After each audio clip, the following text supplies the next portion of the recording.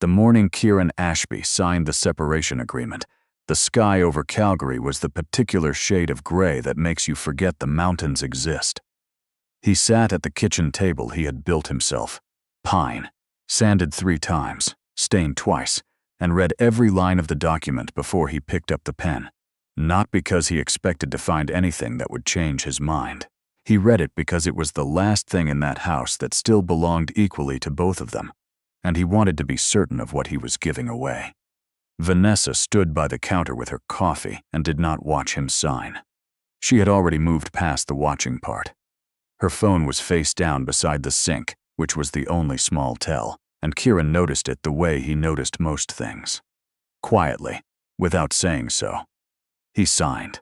He set the pen down parallel to the edge of the paper, the way his father had taught him to leave a table.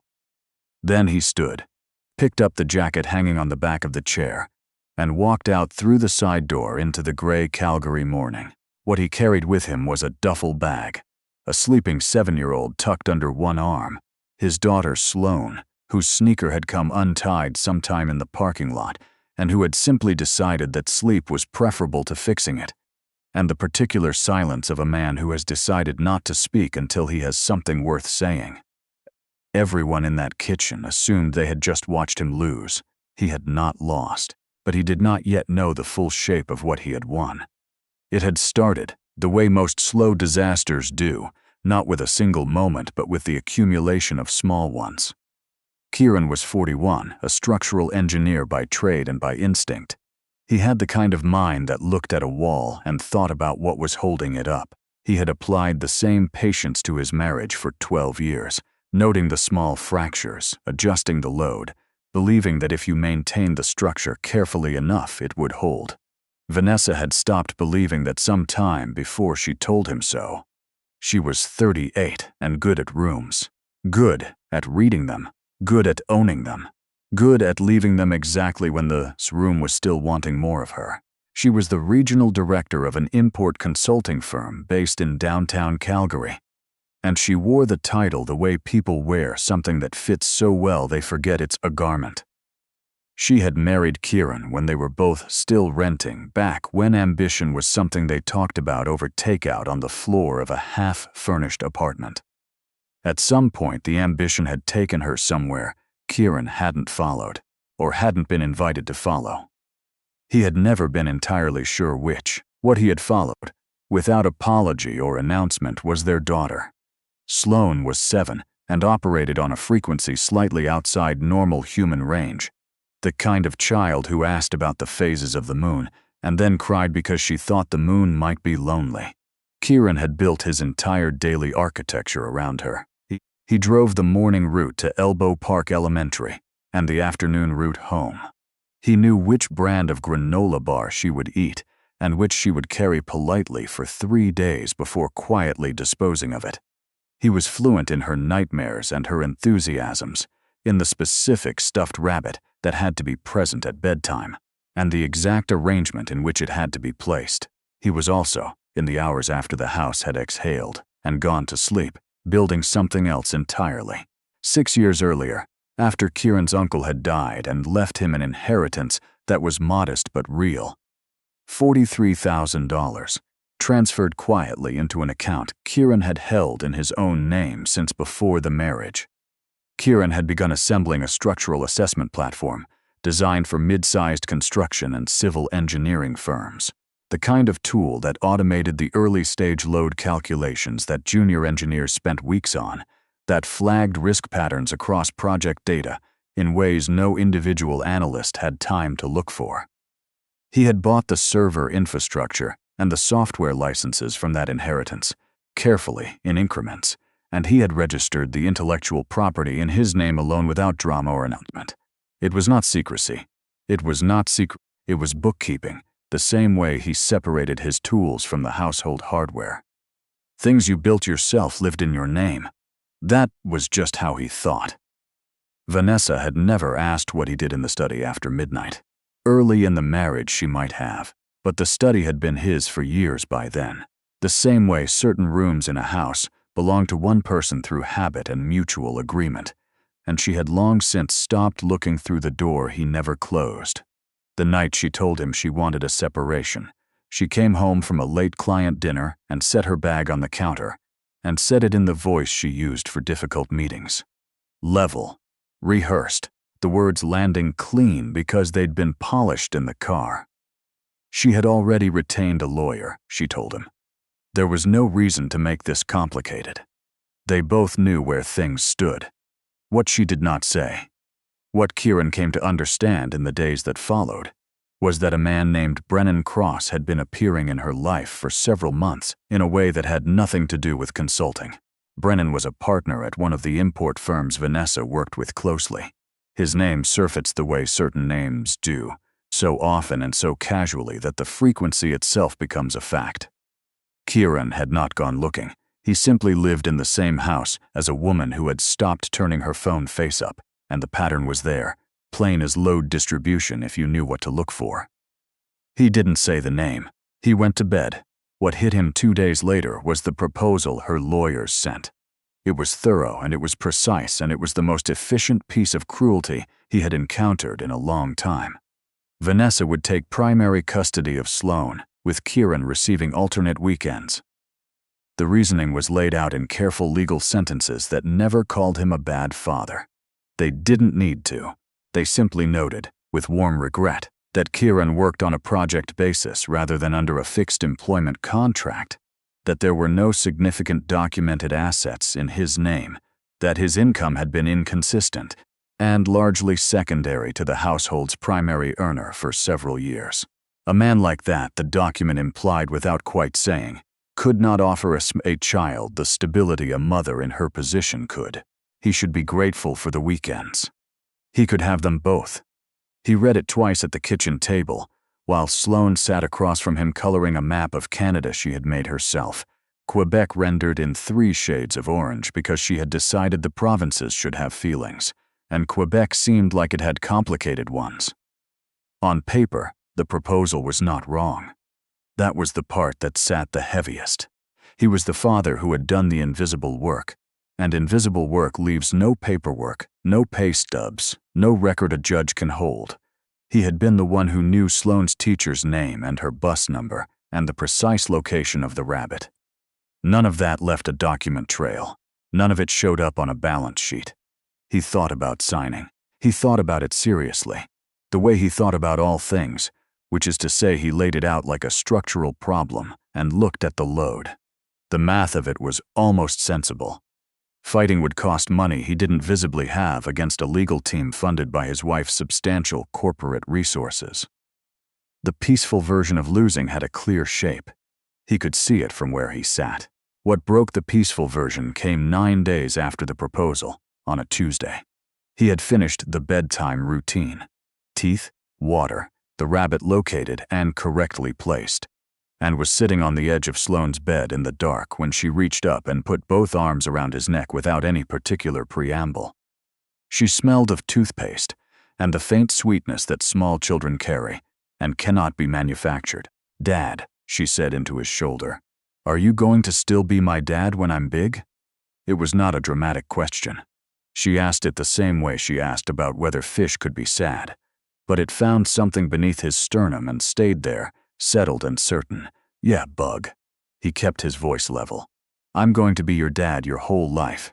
I promise." She was asleep within minutes, one hand loosening its grip on his collar, one finger at a time.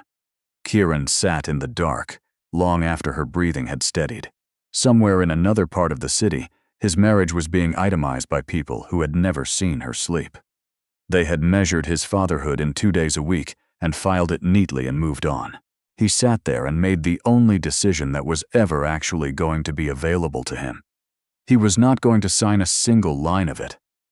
The following morning he dropped Sloane at school, watched her walk in with her backpack and one shoe slightly looser than the other, and then sat in the parked car in the empty lot for a while. Then he took out his phone. He had asked around carefully, the way he asked about everything. One name had come back from 4 different directions, always with the same qualifier attached to it: careful.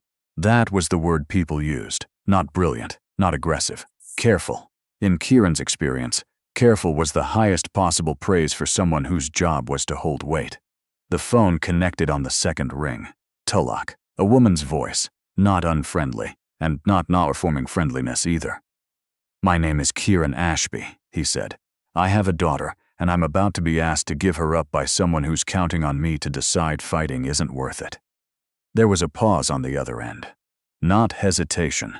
Something more deliberate. "That's a specific way to put it," she said. "I appreciate specific. Come in tomorrow morning, 8:30, and bring the proposal, the bank records, and anything else she sent in writing. Don't sign anything before we talk. Including Mr. Ashby, if they send you something that looks routine." "I wasn't going to." "Good," she said, and something in her tone shifted slightly. "Most people say that. You're the first one in a while who sounded like you actually meant it." Margaret Tulloch's office was on the 6th floor of a brick building near the edge of downtown Vancouver, where Kieran had relocated to stay close to Sloan's school for the time being. The morning light came in at a low angle through the west-facing window and made the room feel like a place where things got decided. She read the proposal from front to back without interrupting herself. Then she set it down, aligned its corners, and looked at him the way someone looks at load-bearing math they suspect is wrong. "On paper, you're thin," she said. Kieran had expected something more encouraging and was relieved not to get it.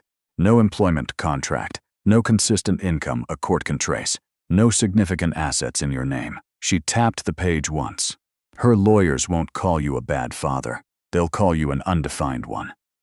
A man whose contribution to the household was real but unquantifiable, who lived primarily off his wife's earning capacity. They'll say it respectfully. That's what makes it land. What about the platform I've been building?" She looked up. "Tell me about it. Not the technical part. Tell me what a judge would care about. Whose money, whose time, whose name is on it." So he told her. The inheritance from his uncle, kept entirely separate from the first year of the marriage, because that was simply how he had thought of it. Money that arrived before the shared life began. The account that bore only his name. The server infrastructure and licenses, purchased from that account with no household funds involved. The intellectual property, registered to him at each stage of development. The 6 years of work done after midnight in a study that had never been a shared space. He learned later that this was intentional. When he finished, she leaned back. "That's better than you probably know," she said, "but I want you to understand exactly where we're standing. This is British Columbia. The family law here operates from a presumption of equal contribution. Time matters, proximity matters. It's not a simple community property state, but it's not simple in your favor either. Separate funds, separate account, separate registration. Every one of those is a brick. But the wall hasn't been built yet. We build it with documentation, and we build it before her team can challenge the foundations." She looked at him steadily. "I need every transaction record, every timestamp, every licensing agreement. We're going to make the invisible work visible. And we're going to do it in a language a judge can read, which means numbers and paper and nothing else." Before he left, she gave him one instruction that caught him off guard. "Agree to the separation," she said. "Sign the dissolution of the relationship, and only that. Don't fight it. Don't contest it. Don't look bitter. A man who's clinging to a marriage that's already over reads badly in a custody proceeding. But the property question, the financial assets, the custody arrangement, you concede nothing. You sign one document, you walk out, and you let them believe whatever they have decided to believe. Underestimated is a useful thing to be, Mr. Ashby. Use it." 2 weeks later, he sat in the glass and marble offices of Vanessa's legal team and signed the separation papers in front of everyone, calm and unhurried, with Sloan asleep against his neck. He had brought her because there was no one to leave her with, and because her presence, he thought, kept him honest. Vanessa watched him from across the table with the particular expression of someone watching a game end exactly as predicted. Her lawyers gathered the papers with efficient satisfaction. Kieran picked up his duffel bag, settled Sloan more firmly against his shoulder, and walked out into the gray afternoon. He had signed away nothing that mattered. The weeks that followed introduced him to the mechanics of a polite and relentless campaign. Vanessa's legal team, backed, Kieran came to understand, by the firm's considerable institutional resources and the discreet support of Brennan Cross's connections, never raised its voice. It didn't need to. It applied pressure in small, precise places. They requested a parenting capacity assessment. It was framed as routine, a box to be checked in any contested custody matter. But the implication traveled with it the way cold air travels under a door. Is this man stable? Is this man well? A man who structures his entire life around a 7-year-old. Is that a virtue or a symptom? The question was the weapon, not any particular answer. Then there was the access schedule. Kieran's weekends with Sloane, already narrow, began to develop complications. A pickup was rescheduled because of a birthday party Sloane hadn't mentioned to him. A full weekend was canceled because of what Vanessa described as a mild illness. When Kieran called, Sloane's sounded perfectly fine and asked him 3 separate times what they were going to do when they saw each other next. He wrote everything down. He wrote it in a notebook with dates and times because Margaret had told him to, and because the handwriting helped him stay level when staying level was difficult. The erosion was patient. Vanessa was betting he would exhaust himself. She had seen it before in negotiations. The side with less institutional stamina folds first. Kieran understood this. He had seen the same dynamic in long construction disputes. He had watched firms capitulate on claims not because they were wrong, but because the cost of being right exceeded the value of what they were right about. He did not fold. But the nights were long. What changed the shape of the entire fight arrived on a Thursday afternoon in Margaret's office. She was reading something on her screen when he came in, and she did not look up immediately. When she did, she set her reading glasses on the desk with the careful deliberateness of someone who has something specific to say. "Mr. Ashby," she said, "did you know there's been a purchase inquiry for your platform?" He went still. No. A technology investment group out of Toronto made preliminary contact last week. It went to the repository contact address. She turned the screen toward him. "The figure they've floated is significant. 8 figures, preliminary, nothing committed." She let that sit. "Did you solicit this in any way?" "No." He felt the word come out flat and certain. "I put the core framework on an open repository 14 months ago, just to see if it held up publicly. I never pitched it. I never told anyone it was available. I was going to finish the final risk modeling layer before I..." He stopped. "Before I told Vanessa." The irony arrived a half-second late. Margaret had already seen it on his face. "Here's what I need you to consider," she said. "Because I have been doing this for 19 years, and I have learned not to mistake the appearance of coincidence for the thing itself." She pulled up 3 documents in sequence. Vanessa filed for separation on this date. The earliest correspondence between her lawyers and her firm's internal legal team begins here. 9 days earlier. And I have now traced a thread of contact between Brennan Cross and a venture capital group in Toronto that sits adjacent to the fund that just inquired about your platform. Kieran looked at the documents for a long time. "She knew," he said. "It was not quite a question. I'm saying the speed makes no sense otherwise. A woman leaving a 12-year marriage, initiating legal proceedings before she's had a single conversation with the other party. That's not someone who finally hit her limit. That's someone working to a timeline. She moved to finalize before this inquiry could surface publicly, because the moment it does, it becomes an asset that belongs on the table. An asset she would have to argue for in the open, with a judge listening. Far cleaner to take her share of the visible estate from a man who appears to have nothing and be gone before anyone asks what was sitting in a midnight study in Calgary.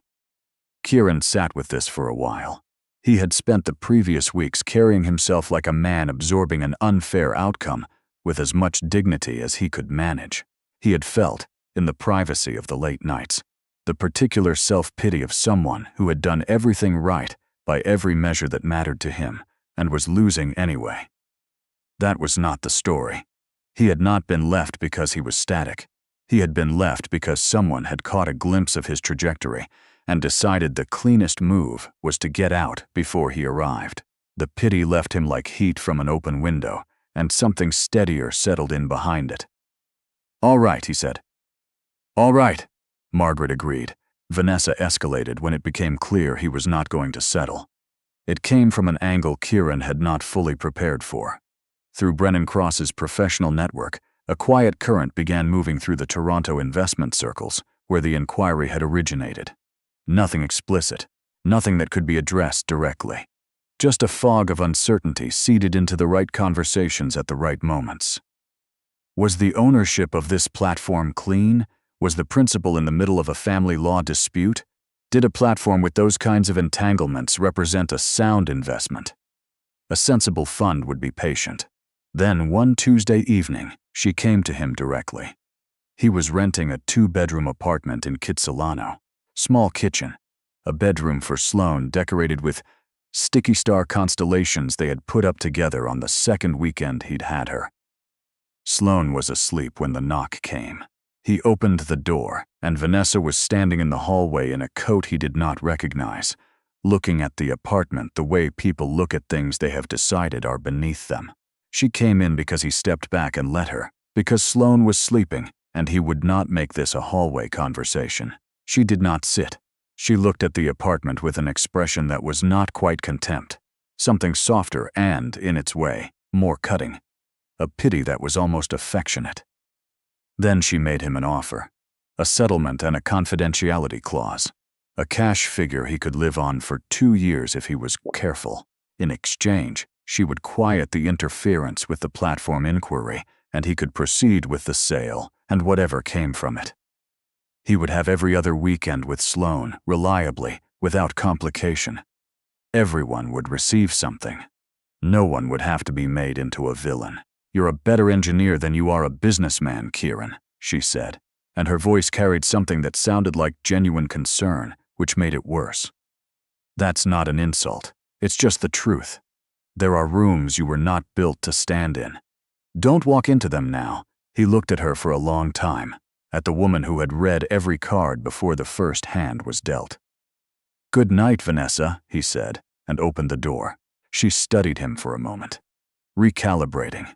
Then she left, her footsteps precise on the hallway floor, and the door closed behind her with a sound that was neither loud nor gentle.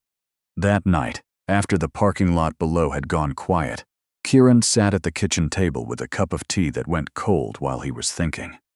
He did not lie to himself in the dark. He let himself consider the real weight of what he was doing. The parenting assessments, the canceled weekends, the long, uncertain machinery of a fight. This size grinding away at the life of a 7-year-old who asked whether the moon was lonely. He had the right to gamble his own stability in pursuit of what was fair. He was less certain he had the right to gamble hers. He did not reach a clean answer by morning. He had only the work and the promise he'd made in the dark. So he kept going. The floor fell out of everything 10 days before the family court hearing. A technology newsletter, the kind that circulates in investment communities and positions itself as a source of sober due diligence, published a short piece describing Kieran's platform in terms that were technically accurate and strategically devastating. It characterized the project as carrying unresolved questions about independent ownership, noting that the principal was currently involved in a family law proceeding that had placed his asset disclosures under scrutiny. It was written to sound like journalism. It functioned like a targeted impact. Within 48 hours, the Toronto investment groups pending a review of the legal situation. The same morning, Vanessa's legal team filed a motion to freeze all assets connected to the platform pending the outcome of the family court proceeding. Margaret called at noon. He could hear from the first word that she was not calling with reassurance. If the court grants the freeze, the deal stalls indefinitely. By the time it's resolved, the momentum is gone, the fund's attention has moved, and we're back to fighting over a platform that no one has put a number on in open court. Which means we're back to where they always wanted you, a man who appears to have nothing, asking for his daughter on their terms. Kieran stood at the kitchen window and watched the street below. Sloane was at school. He would pick her up in 4 hours. "Is there anything you can do?" he said. "Yes," Margaret said. "I've been tracing the leak, the specific language in that article, the framing around the family law proceeding, the characterization of the IP as contested. That phrasing existed in exactly 2 places. It was known to Vanessa, and it was known to Brennan Cross." A silence on the line. Not dramatic, factual. "Someone walked that story to a journalist," she said. "The walk wasn't long. We can trace the footsteps, and once we have them on record, the entire motion to freeze becomes something different. It becomes part of a documented pattern of interference." "Then find the footsteps," Kieran said. "I already have most of them," she said. "I'll have the rest before the hearing." He set the phone down and stood in the kitchen for a while. Then he went and made Sloane's dinner in advance and put it in the fridge so it would be ready when he got back from the pickup. The morning of the hearing was dry and bright, the kind of late autumn day in Vancouver that arrives without warning and reminds you what the city looks like when the rain takes a day off. Kieran had laid his clothes out the night before. He made Sloane's breakfast, walked her to the neighbor down the hall, who had agreed to take her for the morning, crouched in the doorway to fix a wayward braid, and told her he would be back before dinner and that they would go to the park if it stayed dry. Then he walked down to the street and stood on the pavement because Margaret had told him only that someone would come. The car that came was a black Range Rover, clean and unhurried. The man behind the wheel was Declan Frayne. Kieran knew the name without knowing the face. Frayne was the managing partner of the investment group in Toronto that had made the preliminary inquiry. He was the quiet money at the center of the whole situation. Kieran had assumed, in the reasonable way one assumes things about people who operate at that level, that they sent representatives to conversations like this and appeared in person only for the close. Frayne reached across and pushed the passenger door open without preamble. "You're going to be early," he said. "Early is useful. Let them see you arrive." Kieran got in. The interior was clean and smelled of coffee from a travel mug in the holder. They drove in silence for a few blocks. Then Frayne spoke. "One of my analysts was running framework comparisons 6 months ago. She kept coming back to the same open repository. Yours." He glanced over. "She told me the risk modeling logic was the most coherent she'd seen from an independent developer in a long time. And there was no pitch attached to it. No deck. No website with a founder's photo. Just the work, sitting in the open, with a real name on it." He paused. "Nobody sends me work without a pitch. You sent me work without knowing you were sending it. I wanted to understand what kind of person does that." 2 blocks from the courthouse, Frayne pulled to the curb. Then he did something Kieran had not anticipated. He got out, walked around the vehicle, and held the driver's door open. "You take it from here," he said. "I'll come in on foot. A man should drive himself to his own fight." Something moved behind his eyes. "And it won't hurt for certain people on those steps to see who you've been riding with." Kieran looked at him. He understood both the generosity and the cold precision wrapped inside it. Then he slid behind the wheel. The courthouse steps were busy when the Range Rover rounded the corner. A small cluster of reporters had gathered. The platform deal had made the business press, and a multi-million-dollar asset entangled in a family law case was exactly the kind of story that wrote itself. Vanessa's lead lawyer was climbing the steps with a set of accordion files under one arm. Brennan Cross stood near the doors with his hands in his pockets, the posture of a man who has come to watch something go the way he arranged it. The door opened and Kieran Ashby stepped out. The arrangement on those steps paused for a moment. The man who had signed his separation papers in an office boardroom without a word, who had carried a sleeping daughter and a duffel bag into the gray Calgary morning, who had been described in legal filings as a man with no provable means and no fixed standing. That man closed the door of a managing partner's vehicle and straightened his jacket and walked toward the courthouse steps without hurrying. Declan Frayne came around the corner a beat later, buttoning his coat. He nodded to one of the reporters he appeared to know, which was all it took. The murmur of his name moved up the steps like a current. Brennan Cross watched this from the doorway. Kieran watched the calculation happen in the man's face. The sudden arithmetic of a board rearranged without warning. Cross did not go in for some time. He eventually turned and left without speaking to anyone. He was not present when the hearing began. Inside, Vanessa's team was precise and composed and good. They laid out the narrative Margaret had predicted, warm and thorough and difficult to argue with on the surface. A devoted but financially undefined father, a man whose real contributions were, rather than material, a mother position sufficient to offer stability and structure, and the kind of documented security a child's future required. That was exactly the point. Then Margaret stood. She did not raise her voice. She never did. She began with the timeline. Document by document, she placed the dates on the record. The date Vanessa had first contacted her legal team, cross-referenced with internal correspondence her own investigators had obtained. The dates sat beside each other like a proof.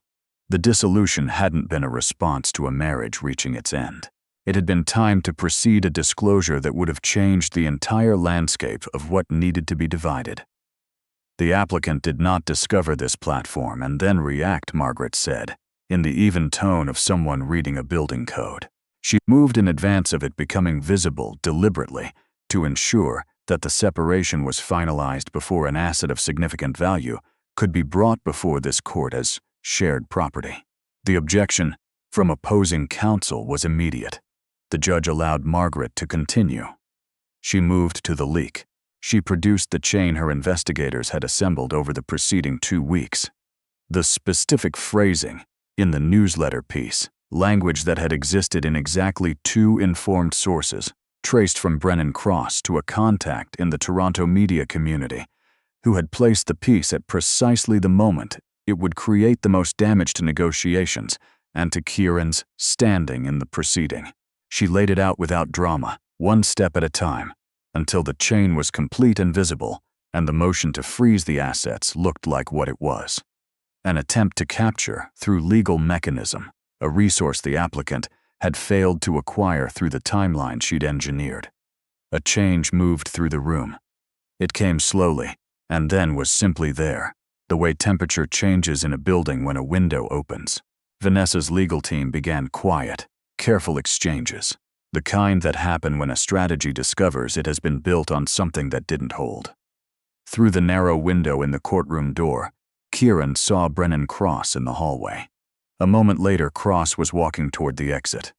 He did not look back. Margaret closed with the asset case, and she built it the way Kieran built structures. Brick by documented brick, nothing assumed, everything load-tested.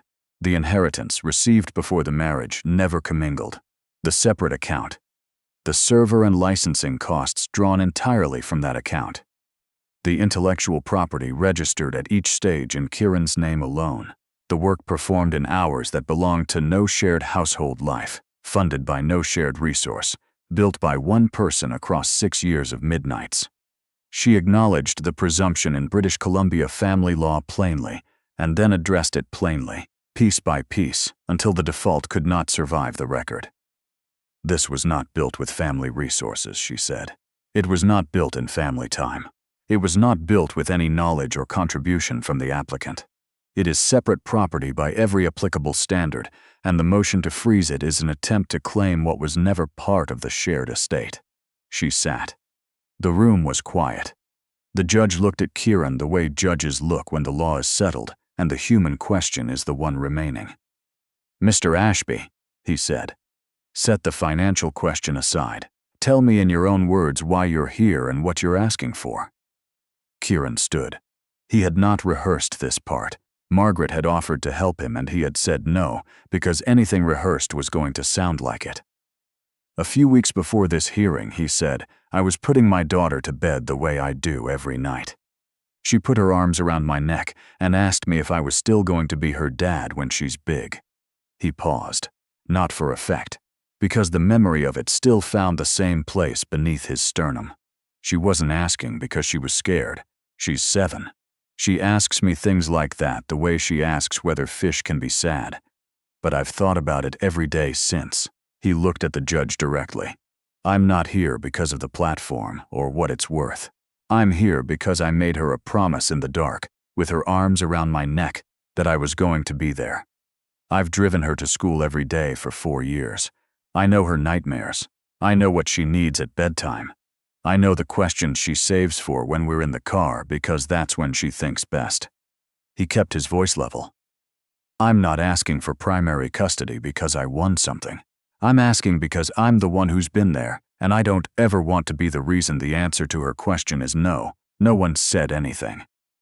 The judge looked at him for a long moment. Then he made a note on his pad and the room waited. The rulings came in order and came clean. The motion to freeze assets was denied. The sale of the platform, the court found, faced no legal obstruction from these proceedings.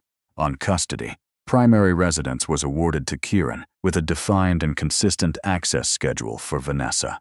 On the property question, the court held that the platform had been developed independently, funded by premarital separate assets, and registered in a single name. It was Kieran's separate property, not subject to division. Vanessa received her equitable share of the genuine shared estate, precisely and nothing beyond. Kieran watched her receive the judgment without visible expression. She had arranged everything before the first word of it was said in any courtroom. She had counted every variable in a long, careful calculation. The only thing she had miscounted was the man she thought she already knew. Outside on the steps in the hard autumn light, Declan Frayne was waiting with his hands in his pockets. "You want to know why I came this morning?" Frayne said, shaking his hand. "It wasn't the platform. I'd already decided on the platform." He held the handshake a moment. "I came to see how you carried the weight when it was actual weight. Anyone can sell a good product. Not everyone can carry a fight like that without losing the thing they were fighting for." He let go. "We'll do the paperwork this week." The deal closed 3 weeks later. Kieran did not mark the occasion with anything you could photograph. He did not tell anyone outside the people who already knew. What he did with the first substantial money of his independent life was put a down payment on a house in East Vancouver, a 2-story place with a yard that needed work and a school within walking distance, and enough room for Sloane to have her constellations on the ceiling of her own room, permanently, properly painted, not removable stickers. The first night in the house, he did what he had always done. He made dinner. Pasta, because it was Sloane's preferred meal and had been for 3 years. He helped her with a reading assignment at the kitchen table. He found the rabbit and placed it correctly. And when she was asleep and the house had settled around them, he made himself a cup of tea and sat on the back porch in the cool night and let himself feel, without dramatizing it, the weight of having kept his word. He saw Vanessa a month later at a school event. Gymnasium, folding chairs, the specific chaos of children performing for an audience of parents who would applaud anything. She was composed and well-dressed, and there was something in her eyes that hadn't been there in the boardroom. A tiredness that came from somewhere under the polish.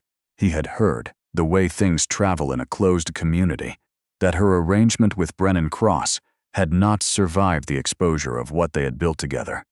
He found he didn't feel what he had expected to feel about that. They stood at the back of the gymnasium and exchanged a few civil sentences about Sloane's schedule. Whether she needed new winter boots. Whether the field trip consent form had gone home yet. There was no heat in either direction. When the program ended and parents began collecting their children, Vanessa paused before she left. "I didn't know," she said quietly, almost to herself. "How far along it was. I didn't actually know what you had." Kieran considered several things he might say. Then he let them pass. "I know," he said. He crossed the gymnasium to where Sloane was waiting for him, wearing a paper crown that listed to one side at an angle that suggested structural compromise. He crouched and straightened it, and she grabbed his hand the way children do, without calculation or ceremony, because he was there and she wanted to hold on. And they walked out into the November evening together. No triumph in it, no particular closure, just a father and his daughter, hand in hand, walking out under the streetlights of an ordinary city into the unremarkable and irreplaceable goodness of an ordinary night.